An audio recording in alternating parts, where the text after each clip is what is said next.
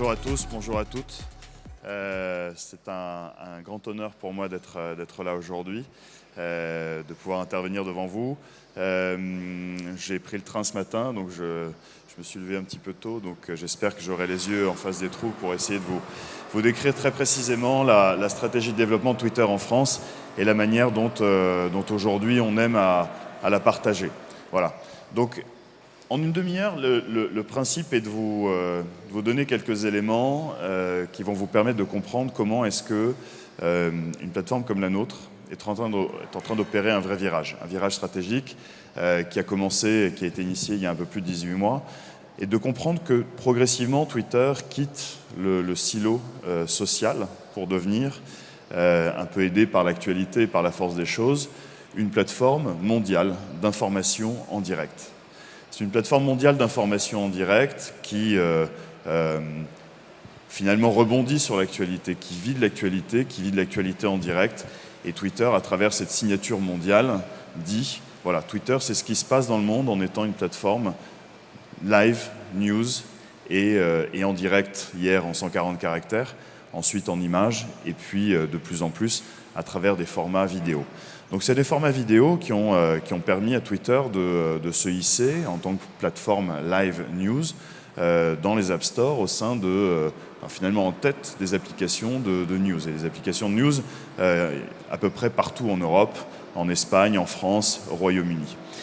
Et puis plus récemment, c'est la manière dont Twitter a porté ou a été porté par l'élection présidentielle à la fois aux États-Unis et puis ici aussi en France, avec des accords stratégiques, notamment avec France Télévisions, pour diffuser en direct sur Twitter à la fois les débats électoraux, les soirées électorales, et donner une nouvelle vision de ce que peut être l'information en direct, une information qui est en live vidéo, et qui est un live vidéo qui est enrichi de tweets, de rédaction, qui est enrichi de tweets d'experts et de spécialistes, et qui nous permet effectivement d'apporter quelque chose de nouveau au monde des plateformes news et des plateformes médias. Voilà. Et avec pas mal de succès, puisque on a fait le bilan il y a quelques semaines de cette élection présidentielle, et effectivement une volumétrie à la fois d'utilisateurs et de tweets tout à fait considérable a été observée pendant cette élection présidentielle. Donc ça, c'est quelque chose qui est important. Quasiment 55 millions de tweets échangés pendant les 50 jours qui ont duré la campagne officielle. Donc c'est quelque chose qui est tout à fait nouveau pour nous et qui montre cette accélération de Twitter à la fois en France et dans le monde. Twitter est une entreprise qui est en forte croissance, qui a réaccéléré depuis quasiment 5 trimestres consécutifs avec un nombre d'utilisateurs qui explose dans le monde. On a affiché au premier trimestre 2017 une croissance d'utilisateurs de près de 14%, et ces chiffres sont encore bien supérieurs en France. Donc c'est un élément de preuve de plus que ce repositionnement de Twitter en tant que plateforme news est quelque chose qui fonctionne très bien.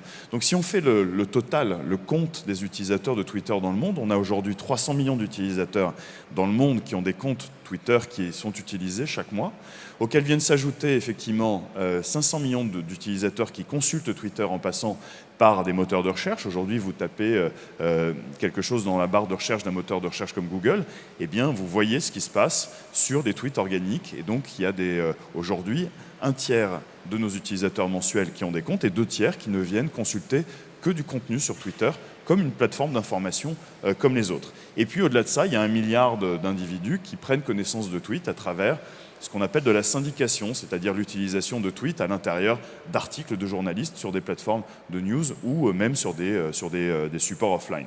Donc si on fait le compte, ça fait quasiment 2 milliards d'individus qui chaque mois utilisent Twitter comme une plateforme d'information, une fenêtre sur le monde, une fenêtre sur l'information locale et puis aussi sur l'information professionnelle. Alors en France, beaucoup de spécificités en France sur le profil et sur l'usage de Twitter. Notamment, Twitter est en France une plateforme qui est relativement équilibrée, hommes-femmes, 50% d'hommes, 50% de femmes, ce qui est suffisamment notable. Et puis avec un cœur d'utilisateurs qui a entre 25 et 49 ans et qui est extrêmement premium. La moitié des utilisateurs de Twitter en France sont des utilisateurs CSP+, qui sont plutôt plus éduqués, plutôt plus riches que la moyenne des internautes français, ce qui fait de Twitter une plateforme utilisée par plusieurs, je vais dire, dizaines de millions de Français chaque mois, mais en plus avec des profils très spécifiques qui nous donnent également un rôle, notamment publicitaire, notamment auprès du monde des entreprises, qui est tout à fait particulier. Et d'ailleurs, la France est un pays qui innove dans la sphère Twitter. Au-delà d'être plutôt une success story depuis la fondation de Twitter, on est aussi une plateforme qui a su innover, notamment avec des dispositifs. Ici, la Société Générale, qui est la première entreprise française, a gagné un prix mondial chez Twitter, parce que, on le verra tout à l'heure, la Société Générale a lancé une notion de service client en moins de 30 minutes en réponse sur Twitter, donc ça a été salué. Et puis de la même manière, effectivement, Periscope en haute définition, qui retransmet des défilés Vuitton, ça a été lancé en France. C'est quelque chose qui permet à Vuitton d'avoir plus de 600 000 spectateurs sur un défilé de mode en direct. C'est quelque chose de remarquable. Et puis, plus récemment, des techniques de chatbot qui permettent à Orange, qui permettent à Renault eh bien, de commencer une discussion, de commencer une conversation intelligente avec des clients ou des utilisateurs. Ici, c'est l'exemple derrière moi du chatbot qui a été lancé par Orange à l'occasion de Noël, comme finalement une aide à la sélection et au choix des cadeaux de Noël. Voilà. Un élément important qui fait aussi une spécificité de Twitter, Twitter est un réseau extrêmement utilisé aujourd'hui dans la vie professionnelle des Français. Dans la vie professionnelle des Français, également dans les entreprises, et Outsuite, qui suit et qui monitore un peu tout ça, a déterminé que Twitter était aujourd'hui la première plateforme utilisée dans les entreprises de plus de 100 salariés, une plateforme qui va servir à l'information des salariés, à l'information sur des domaines d'expertise professionnelle, mais également pour recruter, pour communiquer sur des domaines corporate, de RSE, de communication financière, de communication RH. Oui, on recrute aujourd'hui de manière importante sur Twitter. Et puis aussi, Twitter devient un canal essentiel dans la communication des dirigeants d'entreprise. On a vu arriver sur Twitter cette année, massivement, des dirigeants du CAC 40, des dirigeants d'entreprises françaises, Frédéric Oudéa au moment des Panama Papers et au moment de l'affaire Kerviel, Patrick Pouyanné au moment, effectivement, de son installation en tant que patron de Total, pour des vertus de communication interne et de communication externe. Isabelle Cocher qui a pris les rênes d'Engie, et puis des patrons, les patrons de Mondelez, le patron de Volkswagen, Jacques Rivoal, qui est en plein, on va dire, scandale sur le Dieselgate pour Volkswagen, ouvre son compte Twitter et dit à ses clients, voilà, désormais, on va être transparent, on va s'engager pour une communication beaucoup plus moderne et beaucoup plus transparente. C'est ce qu'on appelle chez Twitter le nouveau leadership. Le new leadership qui, aujourd'hui, permet aux chefs d'entreprise d'engager leur entreprise, d'engager leur marque sur Twitter en donnant le cap. Donc il y a des chefs d'entreprise français qui le font depuis de nombreuses années. Je pense que Stéphane Richard, le patron d'Orange, en est un excellent exemple. Mais d'autres suivent le pas. Et bien parce qu'au-delà de la génération Z, qui demain va chercher du travail et qui va chercher à savoir quelles sont les valeurs de l'entreprise dans laquelle ils vont travailler, c'est aussi aujourd'hui une manière pour les entreprises de créer de la valeur. 80% aujourd'hui des consommateurs disent qu'ils sont plus enclins à faire confiance à une marque dont le patron est sur Twitter. Regardez l'exemple d'Unilever, Paul Polman, le patron d'Unilever, qui est aujourd'hui quelqu'un d'extrêmement actif sur Twitter et qui prend des engagements sociétaux, environnementaux sur une plateforme comme la nôtre et qui permettent effectivement de donner le ton pour toute son entreprise sur ses engagements qu'il souhaite prendre. Et de la même manière, on sait que plus de 77% des consommateurs souhaiteraient effectivement acheter plus de produits d'une marque dont le patron s'engage sur Twitter. C'est un élément important. Alors pourquoi est-ce qu'on fait confiance à des patrons qui sont sur Twitter? Pourquoi est-ce que Twitter est en train de réussir ce mouvement vers la culture du live et la culture du direct? Eh bien parce que finalement, il y a eu un virage il y a 2 ans avec l'acquisition de la plateforme Periscope et avec les premiers usages de Periscope pour rendre compte de ce qui se passe dans le monde avec un téléphone portable. Ici, c'est l'exemple de Nuit debout d'un community manager qui est devenu journaliste, qui s'appelle Rémi Buzine et qui va sur le terrain des opérations Nuit debout, filmer, et qui, pendant 5 heures de direct, place de la République à Paris, va réussir à rassembler plus de 400 000 spectateurs. C'est plus que les chaînes d'information ce soir-là sur le même terrain des opérations. Et donc là, on voit émerger, à travers la technologie, à travers ce que permet Periscope, qui est de rendre compte et de permettre d'avoir cette téléportation en direct sur un terrain d'opération, de complètement changer effectivement la vision de ce que peut être une plateforme comme Twitter qui va venir enrichir ces 140 caractères. Donc Twitter est de plus en plus une plateforme du live, une plateforme de l'information. Vous voulez savoir ce qui se passe dans le monde, ça se passe sur Twitter, 10 à 15 minutes avant n'importe quel média traditionnel. La deuxième caractéristique essentielle de Twitter, c'est d'être une plateforme publique. On est une plateforme publique et une plateforme de la liberté d'expression, qui a pour vocation aujourd'hui à donner un microphone, à donner une plateforme à des journalistes indépendants qui veulent continuer à s'exprimer en toute liberté.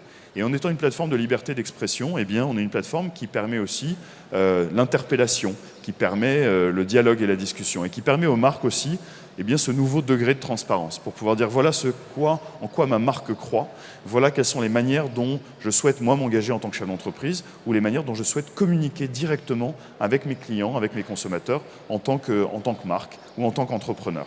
Et donc ici, effectivement, les marques, mais aussi les politiques, et c'est peut-être le domaine plus traditionnel de Twitter, eh bien, prennent le temps, prennent la mesure de cet engagement direct et finalement cet engagement de vérité qu'on a vu poindre pendant la campagne présidentielle, mais qu'on voit aussi beaucoup plus quotidiennement dans l'univers de l'entreprise.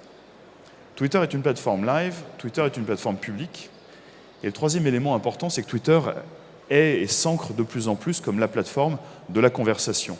L'agora moderne qui permet à la fois dans le débat citoyen de s'engager et de discuter, mais aussi qui permet d'interpeller la SNCF, qui permet d'interpeller la RATP, qui effectivement ont compris que la manière dont elles pouvaient converser quotidiennement avec 4 à 5 millions de voyageurs quotidiens pour la SNCF, eh bien Twitter était une plateforme assez formidable pour cela. Et on voit effectivement, au-delà de ces gimmicks politiques, et on se souvient tous, il y a un an, le dialogue qu'il y avait eu entre Manuel Valls et House of Cards sur effectivement la démocratie et la manière dont l'utilisation du 49.3 pouvait aussi inspirer les publicitaires et la manière dont aussi les politiques savaient répondre sur Twitter à ce genre de discussion.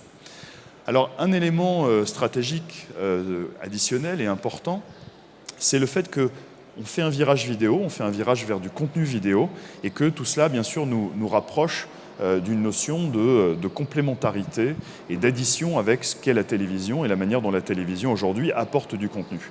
On a une nouvelle expérience en direct et on l'a vu à l'occasion de la présidentielle, on l'a vu également aussi à travers un certain nombre d'événements sportifs, la NFL et la NBA aux États-Unis et puis plus récemment le tournoi Destination en France où vous pouvez accéder en direct grâce à un partenariat qu'on a signé avec France Télévisions au match Destination sur Twitter et avec sur un seul et même écran mobile eh bien l'image commentée et puis juste en dessous les tweets des joueurs, les tweets des experts, les tweets drôles qui viennent finalement enrichir votre expérience du direct. Vous n'êtes plus non seulement en train de regarder passivement un contenu, vous êtes aussi en train d'entendre une conversation et d'être finalement au milieu du stade avec autour de vous cette conversation qui a lieu. Et puis de la même manière, dans la sphère politique, quand on a vu les débats et les soirées électorales, eh bien vous aviez également aussi les équipes de campagne qui étaient capables d'enrichir la discussion, de faire du fact-checking en disant non madame, vous racontez n'importe quoi, ou non, voilà une précision sur tel et tel et tel élément. Voilà.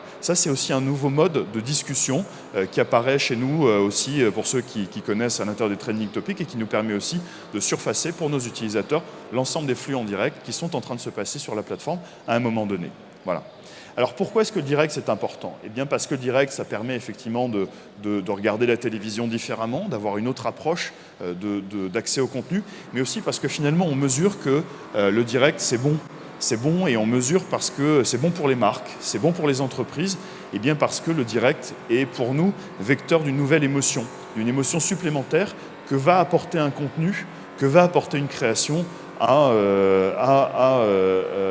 effectivement cette dimension-là. Et donc on mesure, on fait beaucoup de recherches fondamentales et beaucoup de recherches appliquées, notamment en neurosciences, pour être capable de démontrer effectivement qu'un contenu en direct, une publicité en direct, puisque effectivement ça arrive de plus en plus.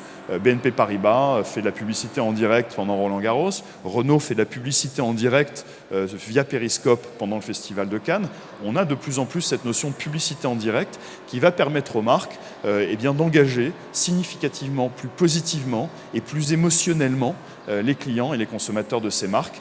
Donc le festival de pub des Cannes Lions démarre dans 15 jours. À n'en pas douter, la publicité en direct sera l'une des principales conversations qui va se passer entre l'univers créatif, l'univers média et les marques. Et puis, Twitter signe de plus en plus de partenariats avec des publishers pour devenir aussi une plateforme de diffusion et de distribution de contenu. En France, effectivement, c'est Canal+, c'est TF1, c'est l'INA, qui vont mettre de plus en plus de contenu vidéo sur la plateforme Twitter et y trouver aussi une source nouvelle de monétisation, puisque ces vidéos seront pubées et permettront à nos partenaires de gagner de l'argent sur la plateforme Twitter. Voilà, à travers un certain nombre de catégories. Alors, je vais essayer, dans les quelques minutes qui nous restent, de vous projeter un petit peu dans l'avenir de Twitter, mais aussi l'avenir des technologies. Si on essaie de se souvenir, au-delà de la réalité virtuelle, quelles étaient les grandes tendances pour nous du CES début 2017 ? La première chose, c'est l'IoT. Effectivement, on réfléchit beaucoup à la manière dont on peut demain connecter un wagon de métro, rendre un wagon de métro intelligent pour qu'il puisse, par exemple, tweeter de densité de trafic et permettre aux gens de connaître en temps réel le remplissage d'un réservoir de carburant, de connaître effectivement la population et la densité de trafic dans un wagon de métro.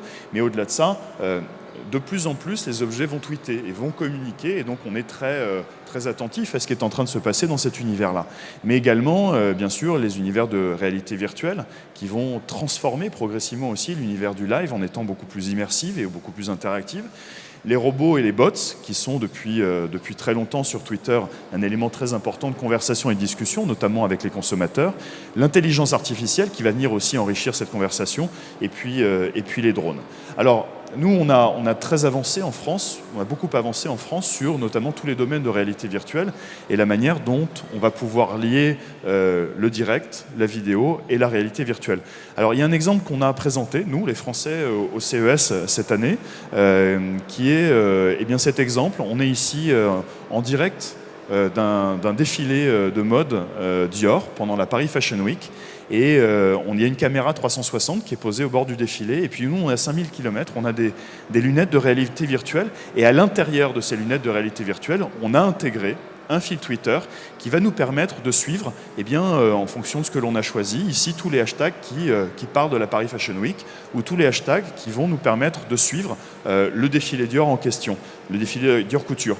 Et là où on parle de progrès et d'étapes supplémentaires, c'est que je vais regarder, moi, à l'intérieur de mes lunettes, ce petit appareil photo, et je vais pouvoir prendre une photo de ce défilé et la tweeter comme si j'assistais moi-même à ce défilé de mode et pouvoir rendre compte d'un événement qui est en train de se passer à 5000 km. Et donc, c'est sans doute ce qui va dépasser le live et qui est maintenant cette expérience que on va appeler l'in-live à l'intérieur de ce fil Twitter qui devient donc de plus en plus immersif.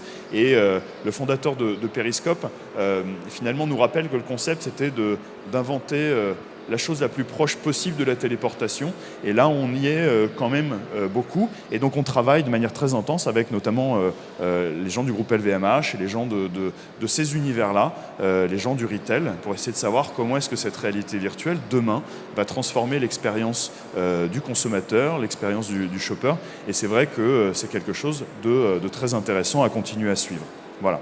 Alors, j'ai quelques exemples aussi de récentes innovations qui permettent effectivement de lier la notion d'actualité en direct, de marque, de service client. Donc c'est ici un bot qu'on a mis en place avec Renault qui fait une journée porte ouverte. Et dans cette journée, à l'occasion de cette journée porte ouverte, il y a le robot Pepper qui va être en concession. Et donc on a commencé en fait via une conversation sur Twitter à engager la discussion avec les clients de la marque à qui on va proposer d'avoir une conversation. Bonjour, je suis Pepper, on va se retrouver en concession. Est-ce qu'on peut commencer ensemble à regarder quel type de modèle et pour quel type d'expérience vous voulez plutôt une voiture qui fait ci, une voiture qui fait ça. Voilà ma gamme, voilà le type de véhicule. Et donc on va rentrer dans cette conversation qui, in fine, va aboutir en concession à reprendre la conversation là où Pepper l'avait laissé à l'intérieur de cette conversation de DM qui a commencé sur Twitter quelques jours avant. Et donc c'est une manière pour Renault à la fois de promouvoir les journées portes ouvertes, de promouvoir l'opération Pepper, et puis d'engager une conversation et de présenter les modèles, de présenter l'accès à un configurateur de véhicule, et puis d'aller jusqu'à la fin, de pouvoir proposer un rendez-vous, un essai en concession. Et donc le DM aujourd'hui est très largement utilisé utilisé par les compagnies aériennes, par un certain nombre de constructeurs, je le mentionnais par Orange, pour avoir une conversation finalement très riche. Je vous rappelle que 80% des conversations et des questions mondiales posées aux marques se passe sur Twitter. Twitter est naturellement une plateforme très utilisée dans cette relation consommateur et cette relation client. Et les DM, l'intelligence artificielle, viennent de toute façon enrichir cette conversation. Voilà. Alors, il y a cet exemple de Renault, et puis il y a aussi un exemple qui est celui qui nous rappelle que la créativité reste la meilleure manière d'engager et de faire vivre des marques et de construire des belles histoires sur Twitter. On a tous en tête effectivement cette success story sur Twitter de ce film Intermarché qui est un film très long, il dure plusieurs minutes, et il était vu par des millions de spectateurs sur Twitter sur un format très long. Et on n'est pas habitué à avoir des formats publicitaires aussi longs sur Twitter. Généralement, on recommande aux publicitaires de travailler des formats inférieurs à 15 secondes. Et bien là, on sait que désormais, on est aussi une plateforme sur laquelle les gens viennent consommer du contenu de plus en plus long. Aujourd'hui, un Français qui utilise Twitter passe en moyenne 25 minutes par jour sur la plateforme, ce qui est considérable et qui a très largement augmenté justement par l'envie de nos utilisateurs de consommer des contenus de plus en plus longs. Et ces contenus, parfois, peuvent être des contenus publicitaires, et c'est des contenus qu'on fait varier aussi, donc d'un format long, 3-4 minutes, on peut aussi passer à un format beaucoup plus vivant et beaucoup plus drôle à travers des gifs. Voilà, créativement, tout ça se passe bien. Et on continue cette conversation, et donc je vous parlais tout à l'heure, je vous disais que 80% des questions mondiales posées aux marques étaient posées sur Twitter, et on aide et on continue à supporter un certain nombre de marques, qui sont plus seulement les marques de transport, SNCF, RATP, qui sont plus seulement les marques de banque assurance qui très vite ont compris que ce dialogue était important. Et bien ici, c'est l'exemple de la Fnac. Et puis je voudrais terminer par effectivement mentionner aussi la Société Générale qui, à travers ce film de pub qui a été diffusé l'hiver dernier, et bien disait aux gens, finalement, vous avez des vies de plus en plus compliquées et une plateforme comme la nôtre, elle est faite pour vous simplifier la vie. Et c'est très exactement notre conception de porter l'information et toute l'information à nos clients, à nos utilisateurs. Aujourd'hui, Twitter est donc une plateforme qui vous donne de l'information sur vous, sur ce que vous aimez, sur vos centres d'intérêt, sur le monde, mais qui va aussi vous donner du service en vous permettant d'interagir avec votre banque, de pouvoir commander un billet d'avion, de pouvoir discuter avec le chauffeur du train quasiment 24 heures sur 24 et 7 jours sur 7. Donc Twitter évolue, intègre de plus en plus de technologies pour devenir une plateforme news de manière très large et très vaste au service de millions de Français chaque jour. Voilà. Merci beaucoup de votre attention. Il était tôt. Merci d'avoir été là. En tout cas, c'était un vrai plaisir pour moi de pouvoir partager toutes ces bonnes nouvelles au sujet de Twitter. Et puis, excellente journée et très bon 3 jours ici à Nantes et à très bientôt. Merci. Monsieur Damien Bell, merci Damien.